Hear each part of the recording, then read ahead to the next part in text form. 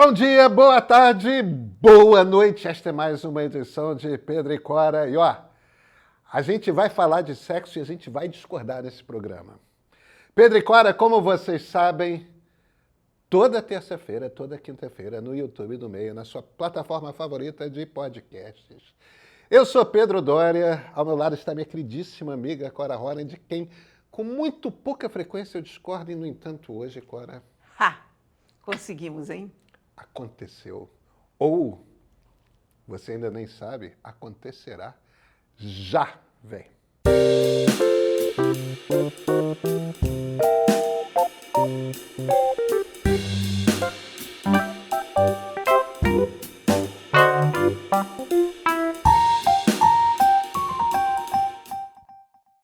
Cora, eu tenho uma história para contar, que é uma história bem peculiar. É a história do reitor do campus de La Crosse, da Universidade de Wisconsin. Quer dizer, chama John Gall, ele. A Universidade do Wisconsin é uma universidade pública. As universidades públicas, a mais famosa delas nos Estados Unidos, evidentemente, é a Universidade da Califórnia. E a Universidade da Califórnia tem vários campi. Tem a UCLA, que é a Universidade da Califórnia em Los Angeles, tem a UC Santa Cruz, tem a UC Berkeley, a UC Santa Bárbara, a UC Davis, são as várias universidades da Califórnia. E embora seja só uma universidade da Califórnia, na verdade, cada campus desses, cada um desses campi, é como se fosse uma universidade em si. Então, você ser formado pela UCLA ou ser formado por Berkeley são diplomas diferentes. E cada um desses campi tem um reitor. Então, na Universidade do Wisconsin é a mesma coisa. Esse é o cara que era o reitor da Universidade do Wisconsin em La Crosse. E nosso amigo Gall é um cara de letras, um cara de literatura e tal, e que fez carreira, é um professor com tenure. Tenure, não sei o quanto que as pessoas são familiarizadas com o sistema de educação de universidade americano. Tenure é quando você chega no topo do topo do topo do topo da sua carreira. Aqui, quando você é professor de universidade pública... Você é um titular. Passou no concurso, que não precisa ser um titular. O que o tenure te dá, na verdade, é segurança no emprego. A universidade não pode te demitir, com exceção de situações absurdas. Você se tornou uma pessoa tão boa que a universidade não quer correr o risco de te perder.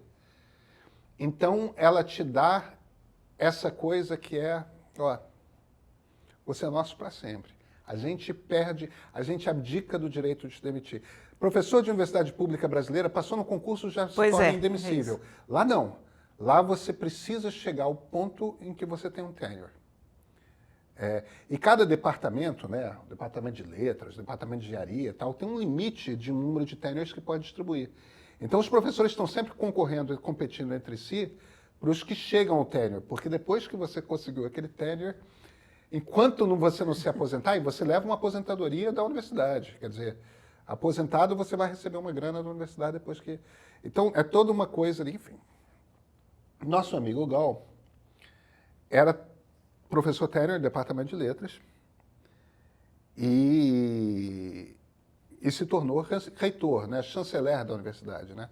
Ele é o cara que administra toda a universidade academicamente. E a vida agitada, que eu não posso criticá-lo em nada, porque minha vida não é nada diferente. A vida foi tomando muitos caminhos, tal, então... Casou, separou, casou, separou, casou. Casou em terceiras núpcias com uma outra professora e que também estava no terceiro casamento. E nisso ela era muito parecida comigo e com minha mulher, que também estamos ambos nos seus terceiros casamentos. Mas as semelhanças acabam aí, sabe qual é? Eu estava pensando onde você ia chegar. Porque o Gall decidiu fazer uma coisa que é ali na curtição do terceiro casamento, é uma coisa muito interessante que eles têm. Ambos são vegetarianos e parece que a mulher é uma excelente cozinheira vegetariana e tal. Mas eles, no barato ali do terceiro casamento, eles começaram a se interessar por aventuras sexuais. Aventuras sexuais. E o que nos fascina? Eles, primeiro, eu ouvi uma longa entrevista dele para o Chronicle of Higher Education, que é uma revista super séria sobre ensino superior nos Estados Unidos. Ele, depois de ter sido demitido da Universidade do Wisconsin e de ter perdido o tenure na Universidade do Wisconsin, ele concedeu essa entrevista ao Chronicle of Higher Education. Eu já estou dando aqui botando um mistério aqui para quem está nos ouvindo, né? Como ele conseguiu esse prodígio? Como ele conseguiu não só ser demitido como reitor, como perder o tenure, que é um troço que só em situações muito graves alguém pode perder. Bem, a primeira coisa que nessas aventuras sexuais eles cogitaram foi, vamos botar pessoas diferentes aqui no nosso casamento, vamos transar com outras pessoas. Pensaram em poliamor, aquela coisa de terem namorados, namoradas e tal, mas muito rápido eles chegaram à conclusão de que aquilo não era para eles. Esse negócio de ter uma outra, fazer um casamento a três, com outro homem, com outra mulher, não é nosso. Então, aí eles descobriram que talvez eles gostassem de fazer filmes pornôs caseiros. Eles compraram equipamento de vídeo, foram para uma loja e compraram câmera, compraram isso, compraram aquilo, e descobriram muito rápido em casa que esse negócio de ligar a câmera num tripé e se filmar não produzia filmes interessantes. Entendeu? Porque o filme interessante é quando você tem vários enquadramentos, quando você tem closes, quando você tem filmes. Então, como é que faz isso? Aí eles descobriram que as pessoas que trabalham na indústria pornô podem ser contratadas.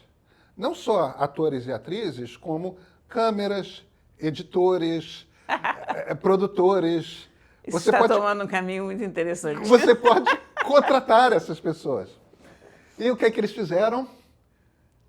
Contrataram essas pessoas. Contrataram atores e atrizes, e contrataram câmeras, e contrataram diretores, contrataram. E para fazer filmes de sexo explícito. Fizeram um filme, fizeram outro filme, às vezes envolvendo outras pessoas, não como namorados, apenas como profissionais contratados, entenda-se muito bem. E foram editados tal, e começaram a fazer uma pequena coleção de filmes pornográficos pessoais. Mas veja, com qualidade profissional, que era uma coisa que estava na coleção pessoal deles. Ai, meu Deus, isso não vai levar nada de bom. Aí a mulher do cara chegou à conclusão de que não bastava só eles verem. Ela queria que outras pessoas pudessem ter acesso àquilo. E eles não criaram um OnlyFans, uma coisa assim fechada, não. Eles foram para o Pornhub, que é um site aberto, e publicaram o vídeo lá. Era um vídeo que não tinha convidados, era só o casal casado. E veja, a gente está falando de pessoas que não são pessoas... Tipo, não é que eles sejam feios, Cora, não me entenda mal. Mas não são... Tipo, não é aquela atriz pornô maravilhosa, aquele cara fortão de 20 centímetros de bíceps. Se o cara é reitor... É isso, ele é um reitor. Esse cara... É um camarada normal de 50 e tantos anos. Sim, pois é. Isso casado com uma mulher normal de 50 e tantos anos. Burros os dois. Não, acadêmicos, ambos, professores universitários. Agora, eles publicaram os vídeos assim, do tipo, meia dúzia de pessoas vão ver. Burros. Entende? Porque, veja, é um site imenso, com vídeo de um bando de gente profissional. Eles só queriam barato de ver aquelas 6 pessoas que iam ver o vídeo, ou os vídeos, curtindo. Eles queriam esse barato do voyeurismo / exibicionismo, sabe? Gente, é inacreditável isso. O problema é que no primeiro dia foram 6 pessoas, no segundo dia foram 100 pessoas, no terceiro dia foram 1000 pessoas. É a internet, é a moça do avião. E chegou um ponto que pessoas na universidade viram. Claro. E no momento que uma pessoa da universidade viu, você não sabe... O pau comeu em casa de Noca, em suma. Bem, de repente o cara recebe, John Gall recebe uma ligação do Board of Trustees, né, que é o conselho que chefia ele. Se vira e fala, precisamos ter uma conversa. Claro. Ele é convocado para uma reunião, tipo, o que deve estar acontecendo? E ele foi imediatamente demitido da reitoria. E ele, putz, Com razão. isso aí a gente já conversa. Imediatamente demitido da reitoria. Aí ele é chamado para uma outra conversa, para uma conversa com o advogado da faculdade. E o advogado da faculdade, olha, você causa um dano à imagem da faculdade quando você trabalha profissionalmente com isso. Ele, eu não trabalho profissionalmente com isso. Não, mas você está ganhando dinheiro. Nós pagamos para que esses vídeos existissem. Isso é um hobby que nós temos. Não é uma profissão. Nós Mas não é fazemos praticamente dinheiro. indiferente. Não, mas o problema é uma questão jurídica. Que é aí que eu acho que entra numa questão interessante, que é o debate que começa a surgir a partir daí. Então, de repente, o advogado descobre que ele não tem um argumento, tipo, como o cara não estava ganhando dinheiro, estava, pelo contrário, gastando dinheiro com aquilo, ele não tinha uma segunda profissão.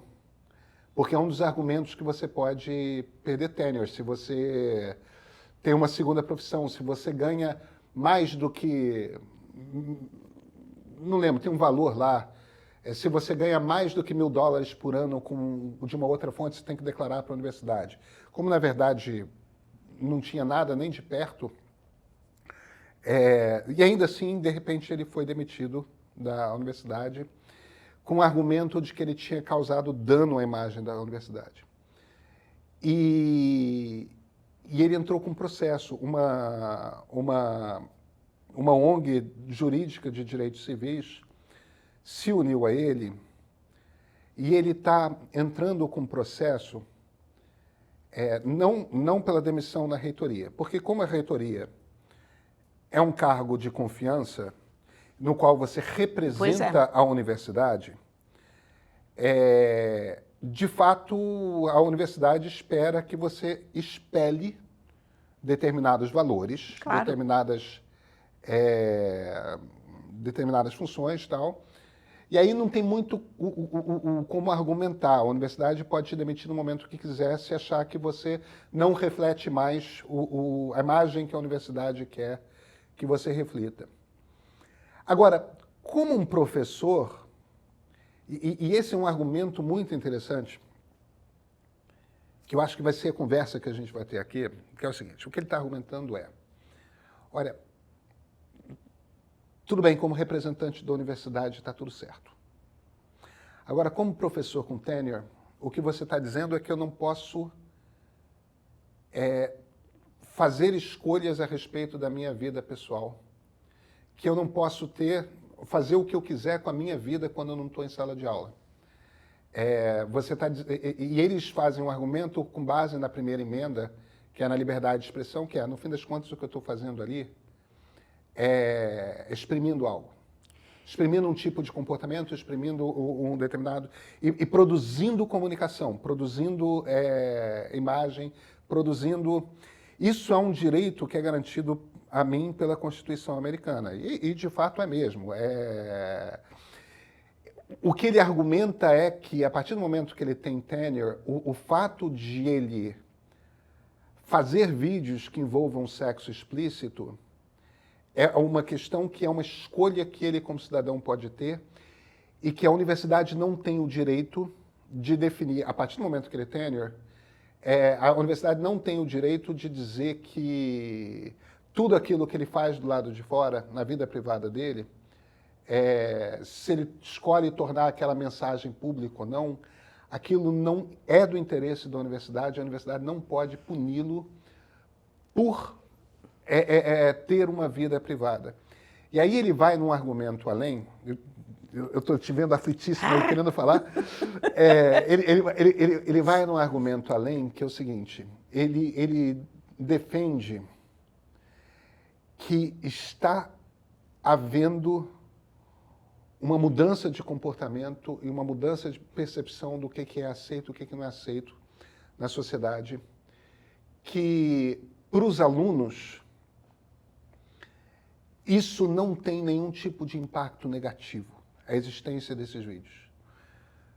Para as pessoas da geração dele mais velha, com 50, 60, 70 anos, a coisa parece uma coisa horrorosa. Para quem tem 20 e 30, é algo que algumas pessoas fazem e outras pessoas não fazem.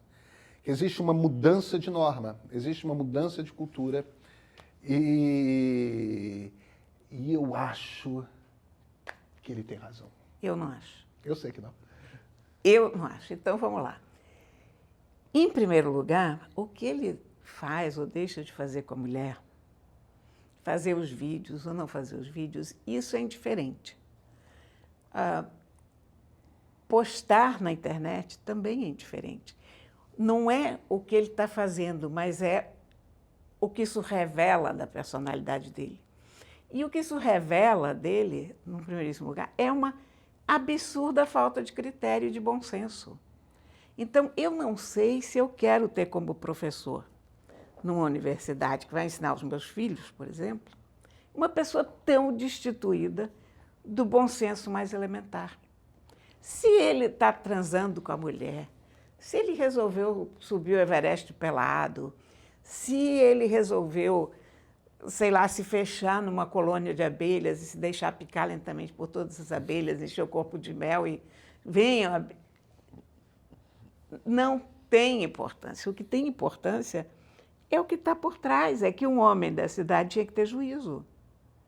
Quer dizer, o cara chega a reitor depois de uma certa idade, exatamente porque a sociedade entende que esse cara já tem alguma experiência e que vai saber resolver os vários conflitos e vai iluminar o caminho para os alunos. Um professor não é um hippie qualquer que está ali na esquina, do qual não se espera grande coisa a não ser ficar pregando paz e amor, bicho ali do lado. Ele tem que saber orientar os seus alunos, ele tem que ser um espelho para os seus alunos. E quanto à percepção de que há uma mudança nos costumes, eu acho que a mudança é o avesso. Eu acho que a sociedade está muito mais careta hoje do que era nos anos 70.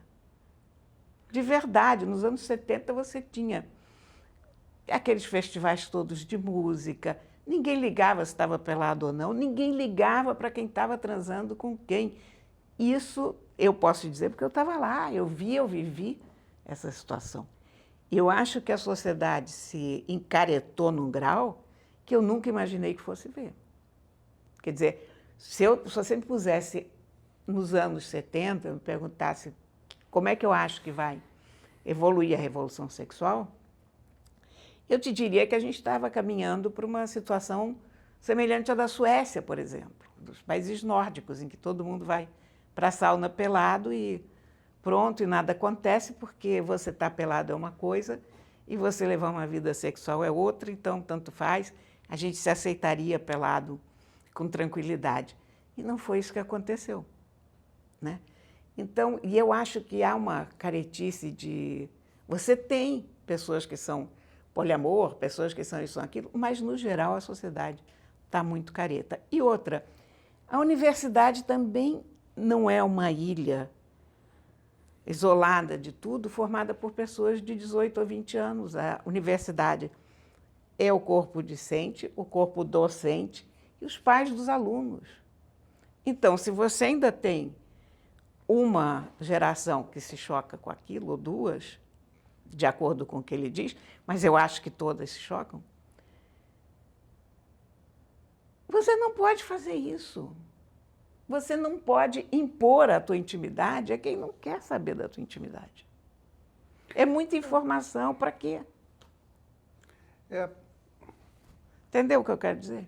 Entendi perfeitamente. Quero que ele seja muito feliz com a senhora, sua esposa, e, aliás, vou até te dizer mais, eu acho que isso é típico de humanas. Eu duvido que um engenheiro fizesse isso, alguém de ciências exatas fizesse isso. Pode ser, pode ser.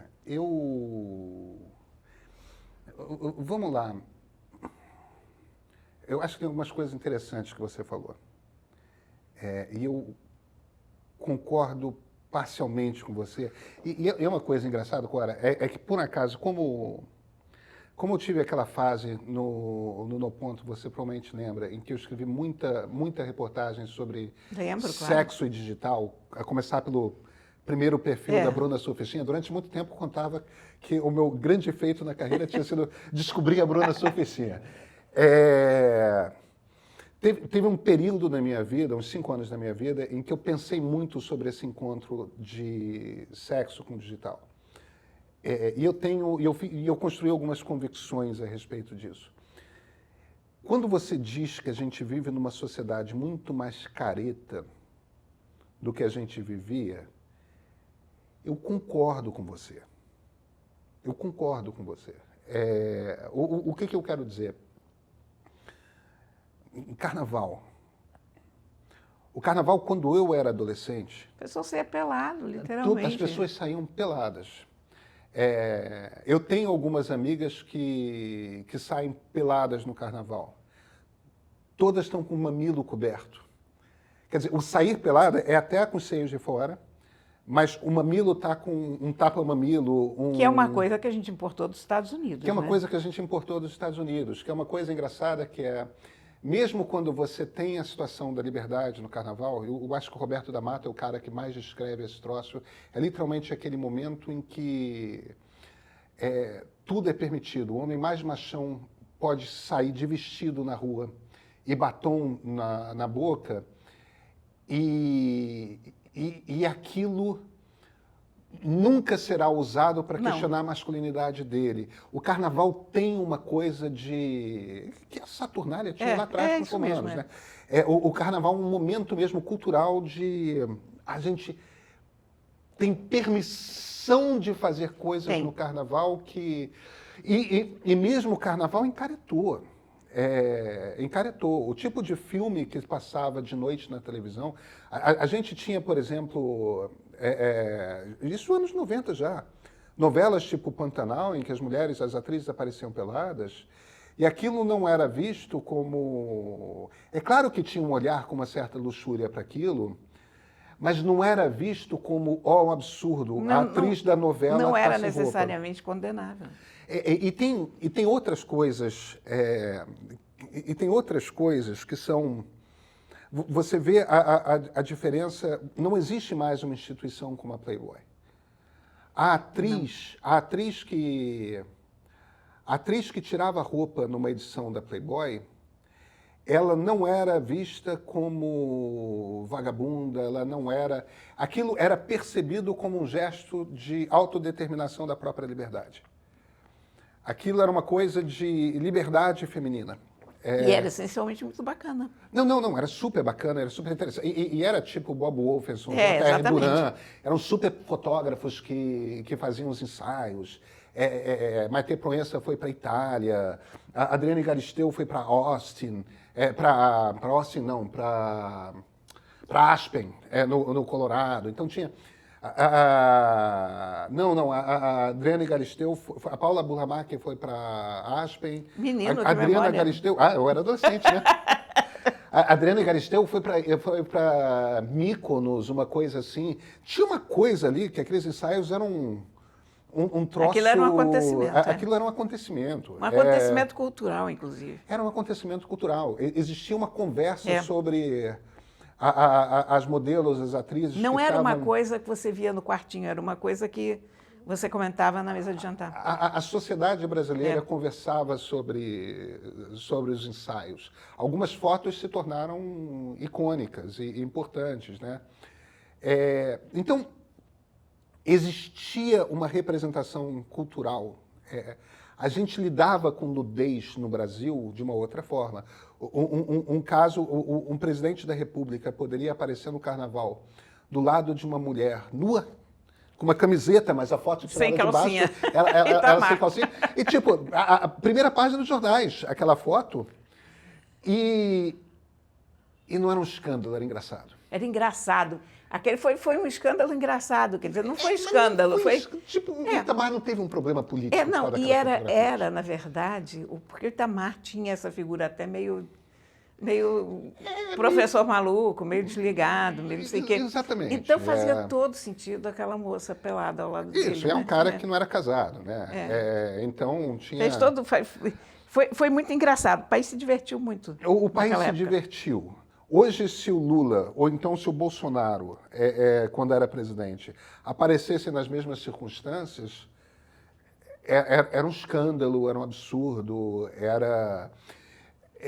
o país está mais careta e, olha, boa parte das feministas hoje, se uma mulher se despe para ganhar uma grana, boa parte das feministas vão se virar e falando isso é objetificação do corpo feminino pelos homens e tudo mais. Quer dizer, aquilo que era percebido, inclusive pelas feministas, como um gesto de independência da mulher sobre o seu corpo...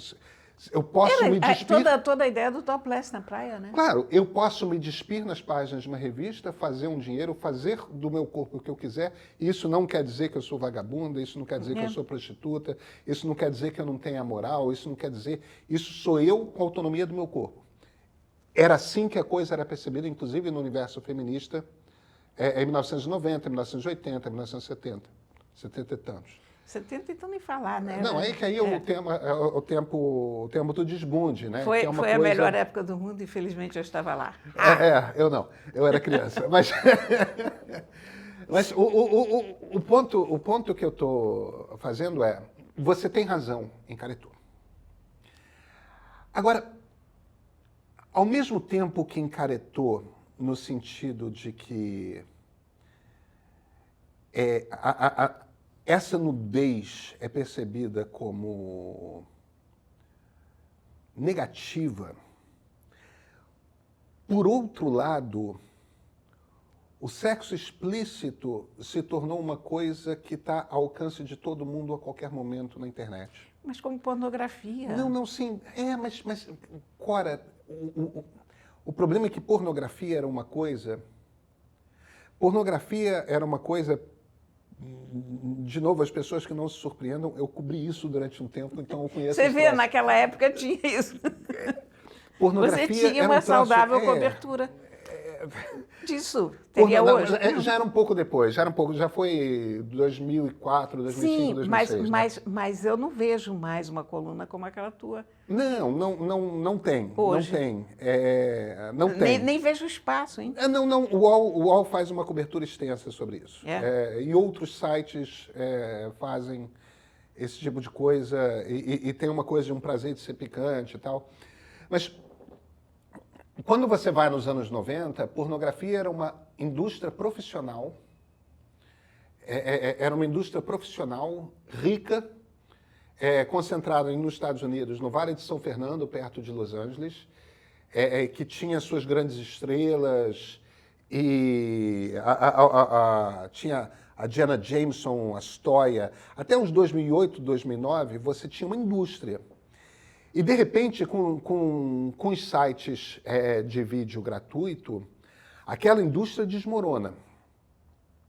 Hoje você está num outro mundo, que é o mundo do Pornhub, do Privacy aqui no Brasil, que é tipo um Pornhub brasileiro. Desculpa, Pornhub não, aquele site OnlyFans, Privacy, que são sites em que as mulheres... As mulheres são empresárias de si mesmas. Algumas fazem uma quantidade imensa de dinheiro.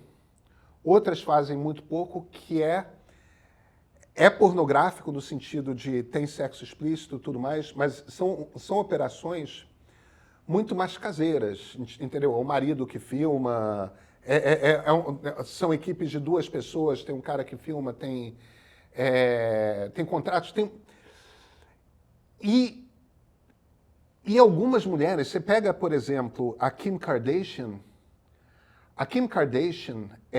que é uma das mulheres mais importantes das redes sociais americanas, famosa pra cacete, dona de um dos reality shows mais vistos dos Estados Unidos, ela é famosa porque apareceu num vídeo pornô caseiro com o namorado. Essa coisa da pornografia Mas caseira... ela não era professora universitária. Cora, tudo bem. O ponto que eu estou querendo fazer aqui é o seguinte. Ao mesmo tempo que existe uma caretização da sociedade, e existe mesmo, como você está falando, tem uma coisa do pornô caseiro, do pornô de marido e mulher, do pornô das pessoas que não são profissionais. Estou entendendo. Que é aceito, de uma certa maneira. Que é muito mais aceito do que jamais seria. Mas o que está no cerne disso, a meu ver, não é essa a questão. Se os alunos aceitam ou deixam de aceitar.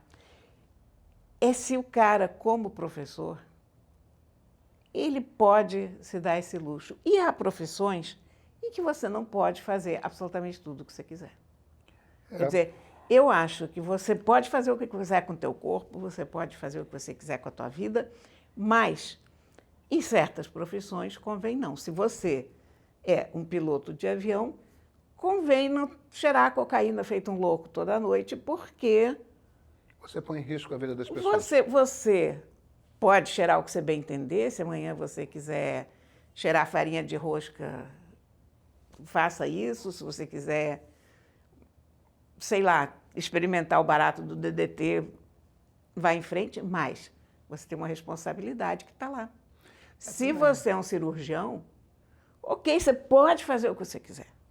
Você pode realmente dispor da tua vida toda, mas se você for dormir todo dia às 5 da manhã e às 8, você estiver no hospital operando alguém, isso também não... Agora, Quer dizer, a tua liberdade vai até um certo ponto. A imagem que você projeta é muito fundamental. Há profissões que não dependem dessa imagem. Se você é um escritor, está em casa, o que você escreve influencia as pessoas, mas não você pessoalmente. Você não é uma figura icônica, você não é uma pessoa para quem os jovens olham e tal. Você pode fazer o que quiser. É uma profissão muito boa sobre esse aspecto, porque é muito livre. Se você é um professor de academia de ginástica, por exemplo, você pode fazer o que quiser, mas você não pode sair comendo feito um louco, porque você tem que ter um corpo em forma na tua profissão, e por aí vai, sabe? Eu acho, Cora, que tem alguns pontos que... Eu acho que você não pode tudo dependendo da profissão mesmo. Mas o motivo pelo qual você quer um médico, um cirurgião descansado, o motivo pelo qual o piloto não pode cheirar cocaína, é que ele concretamente põe em risco a vida das pessoas que estão sob a responsabilidade dele. Então, o cirurgião tem a obrigação de estar no seu melhor estado. O piloto tem a obrigação de estar no seu melhor estado. Mas um professor que põe sexo explícito na internet, não é que o sexo explícito dele vá botar o aluno em risco. Mas uma pessoa que tem tão pouco critério e tão pouco discernimento está pondo seus alunos em risco. Mas eu... Não nisso, em outras coisas. Quer dizer, ele está mostrando que ele não tem juízo, ponto. Eu discordo que isso seja não ter juízo. O argumento, ele faz... Eu compro o argumento que ele faz na justiça, que é, primeiro, aumentou o número de matrículas na disciplina dele. Isso não quer dizer nada. Não, pera. 2 argumentos que ele faz me parecem claros. Você falou, é a comunidade discente, né, os alunos, é a comunidade de pais. Bem, no ano após ele ser demitido, aumentou o número de matrículas na faculdade.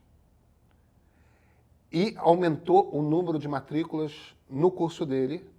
E quando os alunos descobriram que ele estava fora, que ele não seria o professor, eles se desmatricularam, eles saíram. Quer dizer, eu acho que isso é óbvio. Não, tudo bem, mas isso quer dizer que tanto os alunos não ligam, quanto os pais dos alunos, quando a gente vê o aumento de matrículas na faculdade, embora tenha sido um escândalo e tudo mais, os pais dos alunos parecem não estar achando que a faculdade tem qualquer tipo de problema por causa das atividades.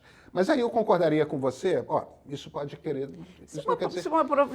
aquela professora lá, no outro dia, eu agora esqueci o nome daquela moça que queria a educação pelo cu, lembra? Isso, claro que eu lembro. Então, ela pode também, se ela pode fazer aquilo... Não, o meu problema com aquilo... digamos, isso é a versão americana, high-tech, não, eu discordo. daquela moça. O meu problema com aquela exibição da professora é que aquilo era um congresso de antropologia. Sim, então, uma antropóloga. E ela devia ali estar falando sobre como é que é a vida de transexuais, como é que é a comunidade de transexuais. E aí ela faz aquela dança, ela está confundindo aquele lugar ali com como é a vida dela no clube à noite, no desfile de não sei das quantas, tudo mais. Mas isso é só uma questão geográfica. Não, eu acho que não tem nenhum problema ela fazer todas aquelas coisas no clube, na festa. Eu não vejo nenhum problema. Apenas eu espero que no fórum de antropologia ela fale sobre antropologia. Como eu espero que esse professor, na sala de aula, fale sobre literatura. Mas você repara... Mas eu não vejo um problema quando ele está fora da sala de aula. Mas espera aí, mas eu vou te dizer outras coisas. Um professor, para surtir um bom efeito, esse cara tem que ser respeitado. Mas eu não sei se ele seria mais respeitado. Mas eu acho que uma atitude dessas expõe a pessoa ao ridículo, não leva a um aumento de respeito. Vamos lá, não leva. Pode levar com outra pessoa, mas nós sabemos que isso não é a realidade social. E a volto ao ponto da falta de discernimento. Toda vez que esse cara estiver em aula, você não sabe que maluquice que está passando pela cabeça dele, que ele vai achar que pode dizer para os alunos, porque ele não tem noção de nada. Porque que eu acho volto que não a é um isso. problema, Cora. É que eu não acho que seja uma falta de noção. Não é um problema ele transar, não é um problema ele fazer filme. É um problema ele botar um filme desses na internet como professor. Eu não acho que seja. Não vamos concordar nisso. Eu acho que em ele sendo um adulto responsável e todas as pessoas que estarem no vídeo, no filme, serem adultas responsáveis, com plena consciência de o que estão fazendo. Mas esse aumento de matrículas é por causa disso, é uma curiosidade mórbida. Ou passaram a achar, uma curiosidade mórbida, ou passaram a achar que o cara é uma personalidade interessante. O cara é uma personalidade da internet, ele virou meme, tá bom. Mas ou ele pode ser uma personalidade interessante pelo tipo de liberdade com a qual ele conduz a vida dele. Também pode, não vou descartar isso, mas eu não acho que isso é o motivo para você manter alguém como professor. Você amanhã pode ter uma pessoa que vai dar aula em pernas de pau, ou sei lá o quê, todo mundo vai achar isso muito interessante. Então, o professor fala ali de 3 metros de altura. Mas não é a razão pela qual você tem que... Veja, eu acho muito interessante a conversa que a gente está tendo, porque a gente discorda. Discordamos. Nós temos... Oba, conseguimos! E justamente o fato de nós discordarmos, eu acho que mostra que há uma discussão para ser tida. Sim, não, isso com toda certeza. E o que ele está questionando E o que ele está questionando na justiça é o cerne da conversa que a gente está tendo aqui. Que é o seguinte, ele não entra no mérito da coisa de ter sido demitido como reitor, está tudo certo.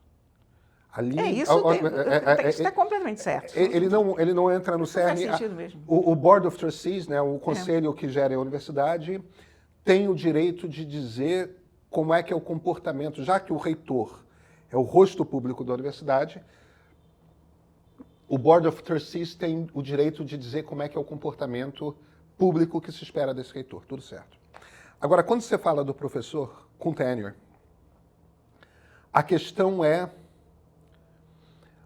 quanto controle a universidade tem o direito de ter sobre o que esse cara faz quando ele não está na universidade. Essa é a questão. Mas quando ele faz o vídeo e põe na internet, ele está na universidade. Eu não acho que esteja. Ah, está, porque ele poderia, você pode dizer que ele não está se ele estiver em casa, se ele estiver no clube de sexo, se ele estiver no inferninho, se ele estiver não sei aonde. Mas, quando ele se põe na internet, ele está na praça pública. E essa praça pública está na universidade. O problema não é que você há tem uma fronteira entre os dois. O problema, e esse é o argumento dele com base na primeira emenda, é que estando na praça pública, ele tem o direito de se manifestar como ele desejar. Isso é um direito garantido a ele pela primeira emenda. E é o direito da universidade não querer que os seus professores se portem de uma forma ou de outra. Só que o problema é que no momento que a universidade deu para ele o tenure, que é o garantia de emprego, porque o princípio do tenure é justamente você dá a liberdade de experimentação.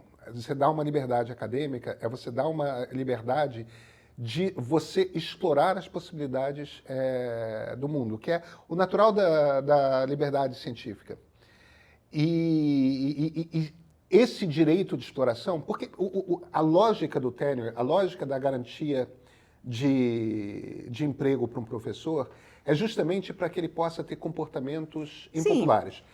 Aí, veja, eu não estou dizendo que a sua visão não seja possível. Porque a sua visão é possível. No fim das contas, o debate que a gente está tendo aqui é qual o limite do tenure. Qual o limite da expressão, qual o limite da exploração da expressão humana que um professor das humanidades possa ter. Eu acho que não é o limite do tenure, eu acho que é o limite do contrário. É o que se espera de um professor. E, em última instância, como é que esse professor vai ser visto? O problema é que professores podem ter opiniões profundamente impopulares e, num ambiente acadêmico, você pode... Porque, veja, opinião impopular é uma coisa. Mas um filme é expressão, Cora. Um filme é expressão. Um filme é expressão. É tão expressão quanto um texto. Um filme é expressão. Não é a mesma coisa, sabe? Se ele escrevesse... Não é a mesma coisa. Não. Não estou dizendo que seja a mesma coisa que um texto.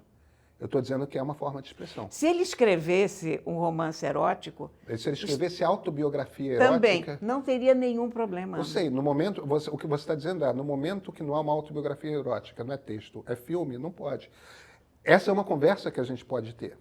Agora, que um filme é expressão, Sim, filme é expressão, mas não é a mesma coisa. Não, claro que não é a mesma coisa. Porque é a questão do alcance também. Claro. Um filme é diferente.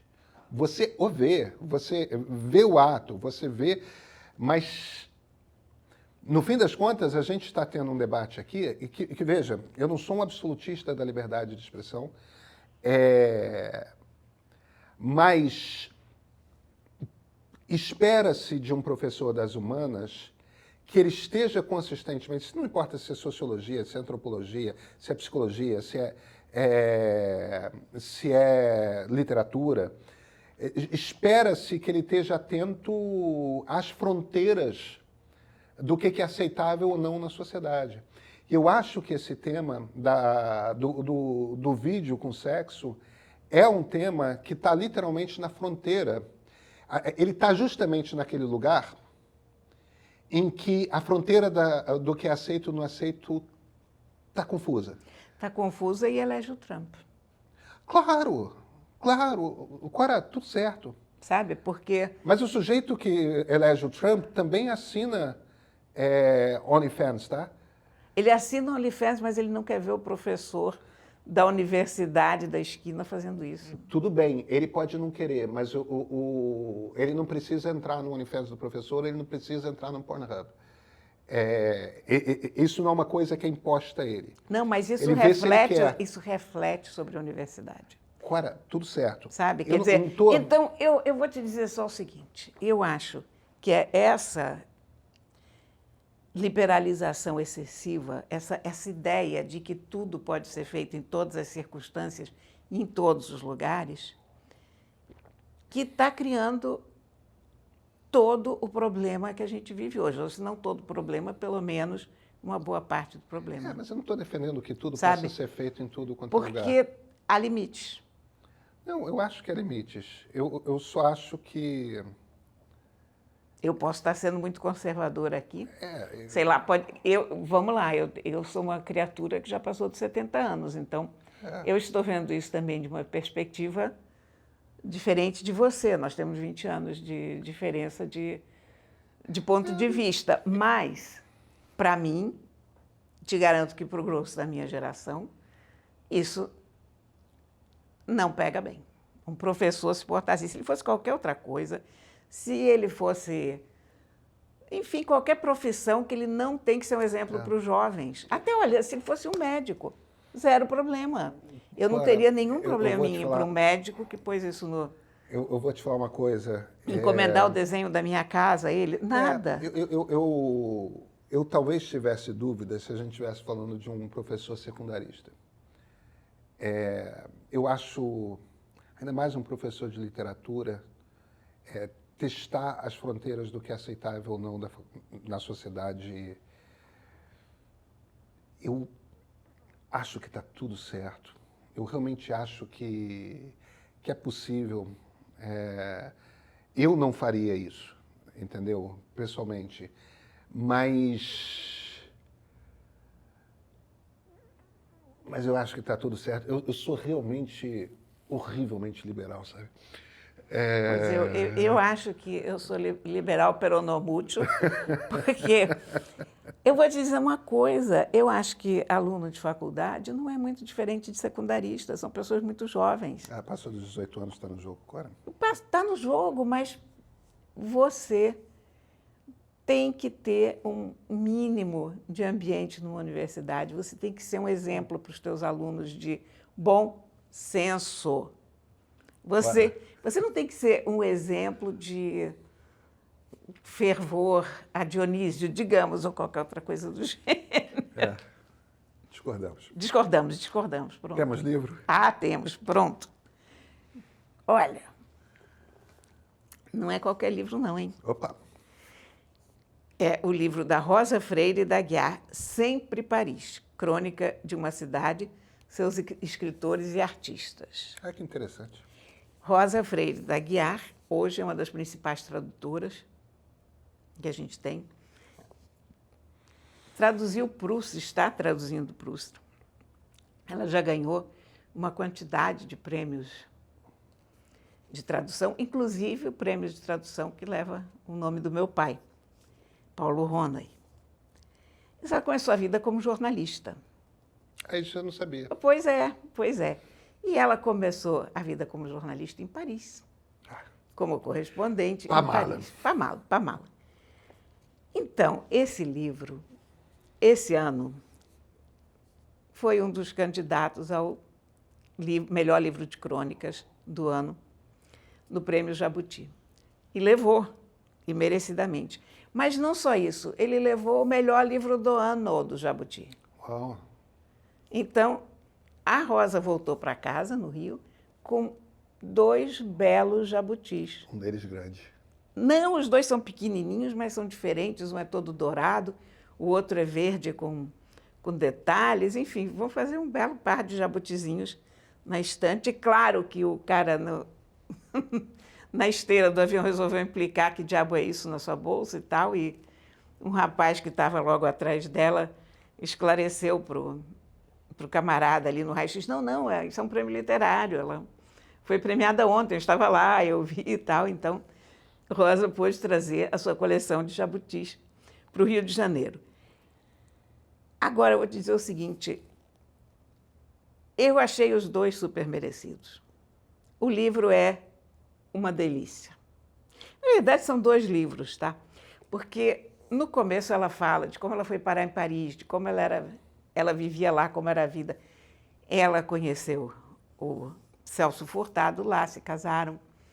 Ela conheceu as pessoas que ele conhecia. Então, você vê, ela teve uma vida riquíssima sobre esse aspecto, que ela conhecia pessoas do meio político, ela O convivia. Celso Furtado era professor da Sorbonne. nessa Sim, época, né? exatamente. Então, ela convivia com gente do meio político, que não seria o habitual, e ela estava convivendo, entrevistando o pessoal do mundo das artes e da literatura e do pensamento, enfim.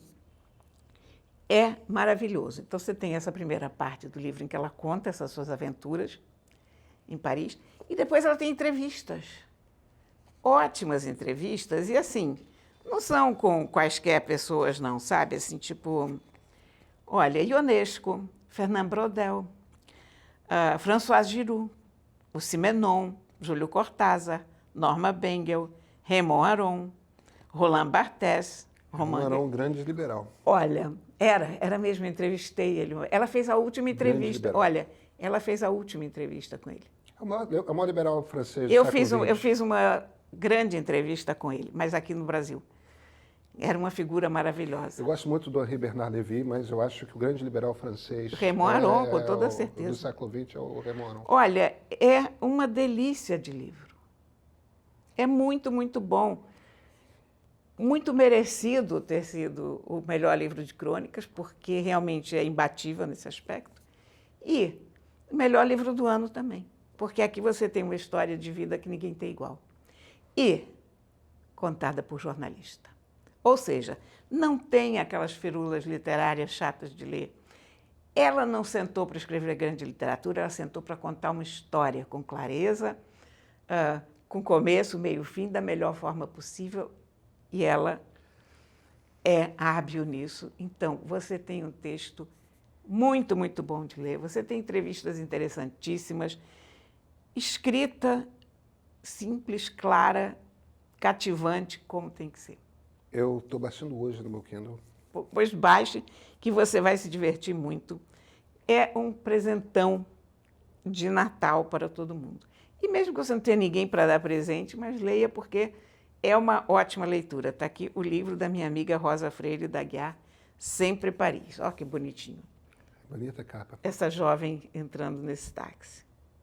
Bonita capa. Né? Companhia das Letras, ou seja, certamente uma edição muito bem acabada. Muito, muito boa edição. E essa imagem, não é um táxi, não, é o carrinho dela. E essa imagem linda na capa de uma jovem sonhadora em Paris. Tem muitas fotos também, o livro, aliás. Muito bom. Para quem se interessa também. Clara, nos vemos quinta-feira? Sim, de preferência num assunto no qual a gente concorda, não mais um que a gente discorda. Discordar é sempre prazer. Discordar é ótimo, né? Muito bom. Mas, em geral, a gente concorda. A gente concorda em discordar. É isso. Pronto. Até quinta-feira. Até quinta.